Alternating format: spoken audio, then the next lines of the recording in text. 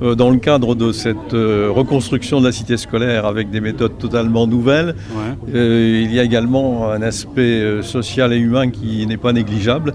Pouvez-vous nous en parler?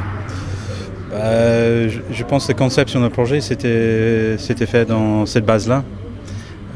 Quelqu'un me parlait un peu d'un questionnaire tout à l'heure pour dire voilà, on va construire un projet pour 20 ans et comment ça peut être vu dans 20 ans, est-ce que ça va rester l'actualité?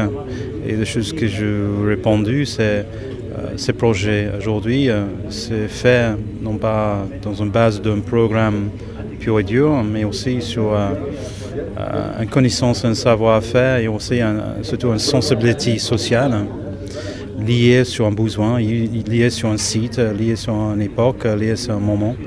Et c'est tout lié sur des choses qu'on voit localement avec des jeunes gens qui, on voit, c'est des gens en difficulté.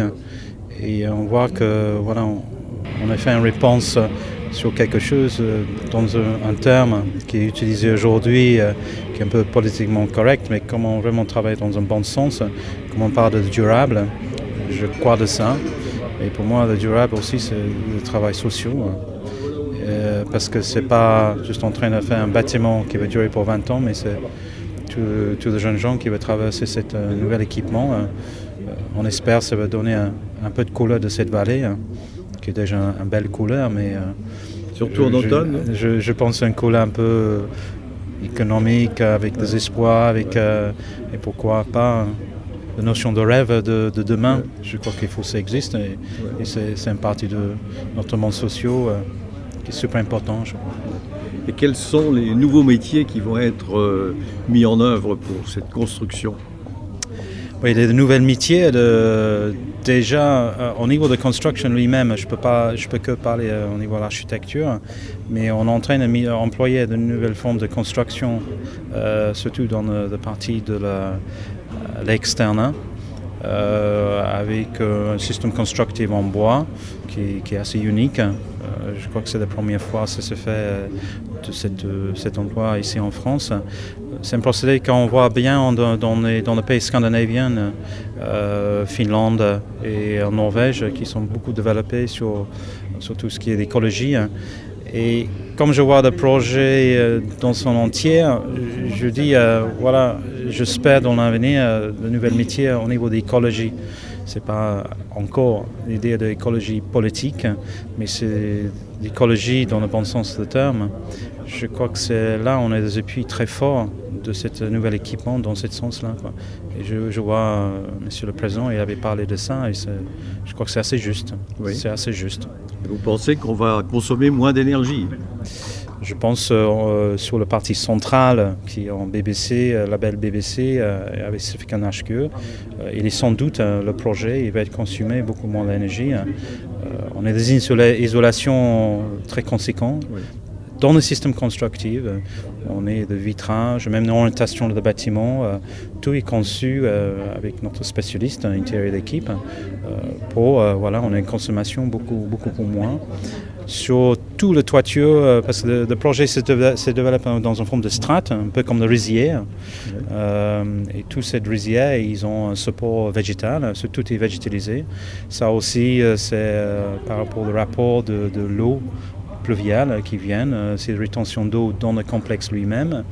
Cet complexe aussi, il aide dans la longévité de l'étanchéité, ça protège l'étanchéité, c'est vachement curieux, mais les couches végétales, il protège.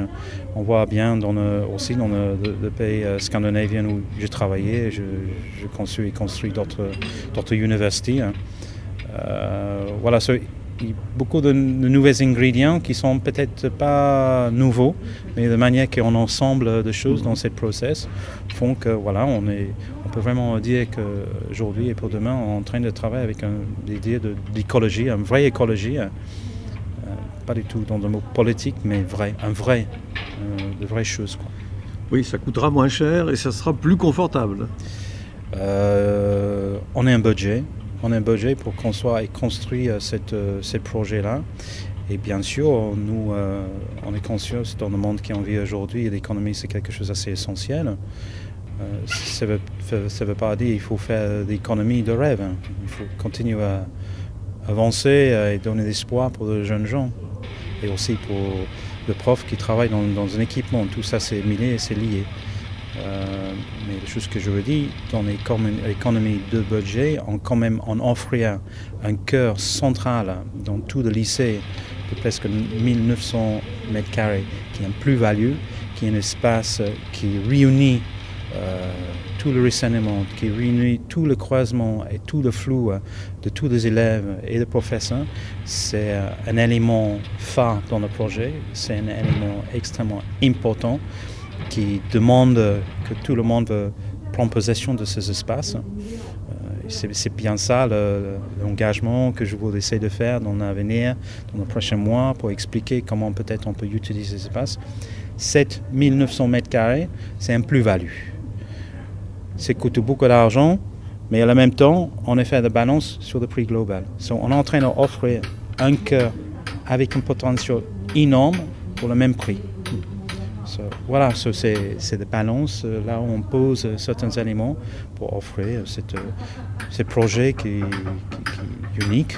Je crois que c'est vraiment un projet unique parce que comme on est 35 mètres de dénivelé, on installe un lycée sans ascenseur. Il faut faire. Oui. Il faut faire. Oui. Et c'est nous pris, moi, les gens qui travaillent avec moi et mon agence, le mois, de bâtir juste cette possibilité-là. Et ça marche parce qu'on est des partenaires comme Bureau Veritas qui sont travaillés avec nous, avec des contraintes, parce que le projet, ils sont obligés de faire avec une contrainte. On aime bien les contraintes. On n'aime pas des contraintes qui nous freinent, on aime bien des contraintes qui nous poussent, qui poussent. Et c'est aussi, je regarde ce monsieur-là, c'est aussi des choses que je tente d'utiliser. Je voudrais que ces utilisateurs, et surtout avec des élèves, nous impulsent et nous poussent pour répondre à ces besoins. C'est notre but et c'est notre devoir. Mais il faut ça se fait vraiment en partenaire et vraiment constructif. Quoi. Il ne faut pas, comme on voit, le président a dit, voilà, on est d'autres lycées qui disent, voilà, et nous on est abandonnés. Je crois bien ce qu'il dit. Il ne faut pas aller dans ces situations-là. Ce n'est pas une concurrence qu'on cherche. Ce n'est pas un entrepreneur avec un utilisateur entre un architecte. C'est un ensemble. Il faut une cohésion énorme. Une cohésion absolument énorme, surtout sur un tel projet. Et j'ai besoin de ça. C'est la seule manière que je peux nourrir ça moi-même, rester vivante et continuer. Quoi. J'ai besoin de ça. Et comment vous voyez l'intégration dans la ville de Revin? Je pense l'intégration de la ville de Revin, c'est aussi lié sur cette carte sociale. C'est des gens, ils sont bien, ils viennent ici, et au moment, les gens ils peuvent dire, voilà, on est fiers, on est un élément chez nous, on est plusieurs éléments chez nous, et Revin, on a une de ces éléments-là, qui on est fiers, qui est des gens de l'extérieur, des gens de l'extérieur qui viennent chez nous, voilà, j'espère cette lycée, ce changement de peut-être comment on peut faire de l'éducation, comment on peut instruire ça dans les jeunes. C'est un outil pas entier. Et je pense, même comme un légèrement d'or de Revin, cet outil, je pense que tout le monde, dans un moment ou un autre, veut regarder ça et dire, ça c'est Revin, ça c'est Revin, ça c'est... Et surtout, voilà, je parle de proximité, mais comme on descend dans la vallée, là, depuis Charleville-le-Mézières, il y a un endroit qu'on descend, on découvre Revin. Là. Et comme tu regardes en face, c'est quand même le lycée Revin qui est là. Et dans quelques années, le lycée, il va être plus là. C'est très étrange. Mais avec le lycée qui va disparaître, je pense qu'on va faire beaucoup plus de bruit avec un lycée qui s'est intégré dans un environnement, dans un contexte, qu'un truc manifeste. Le manifeste, ça va devenir de l'intérieur et de gens qui utilisent ces espaces. Et ça, c'est un peu mon devoir comme architecte, offrir et développer ça avec les utilisateurs. Quoi. On n'est pas dans un manifeste, mais le manifeste il va être énorme, pas son ambition. Mais je ne suis pas dans un manifeste architectural. Quoi. Voilà, merci. Et ça, c'est très difficile à assumer parce qu'aujourd'hui, qu'est-ce que les gens ils cherchent les éléments architecturaux qui sont peut-être très voyants, qui sont très l'objet posé dans un environnement.